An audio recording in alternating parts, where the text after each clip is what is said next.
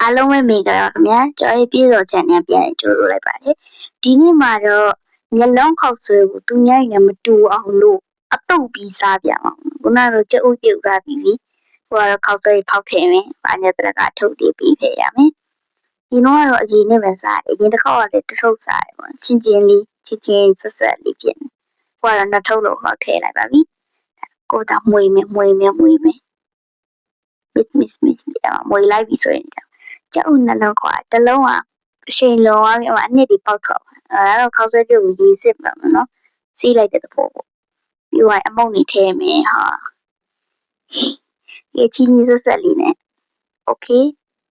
ကွာတော့လက်တွေနဲ့မနှိပ်ရတယ်သူကထွက်ကြဘူးထွက်ကိုမလာနေခင်ဗျားကူကတော့ခုဆိုရင်တော့ပြီးသွားပြီချက်ဥလေးရရင်လာโอเคကိုစားလို့တော့ကောင်းမယ်ခင်ဗျာပုံစားကြပါအောင်ဟိုတော့ကျွန်တော်ရင်ကြိတ်ပြီရတာလေးရဆိုရင်တော့ချင်းဆက်ဆက်လေးနဲ့ရန်ကောင်းတယ်ပေါ့ချက်ဥလေးတစ်လုံးစားမယ်ရတာရန်ကောင်းတယ်မှာဒီရချင်းนี่အမအိန္ဒိယစတိုင်นี่ပဲလောက်ချလိုက်ပါပြီရန်ကောင်းတယ်ရန်ကြိုက်တယ်โอเคစားပြီခင်ဗျာအနစ်လေးနဲ့စားပါမယ်โอเคပါကြည့်လိုက်တော့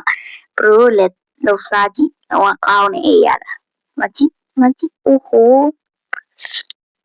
ကြိတ်ပြီโอเคအဲ့တော့ကျွန်တော်ရဲ့ဗီဒီယိုလေးကိုဒီနေ့မှအဆုံးသတ်လိုက်ပါမယ်အားလုံး like and subscribe လုပ်ပေးသွားကြပါ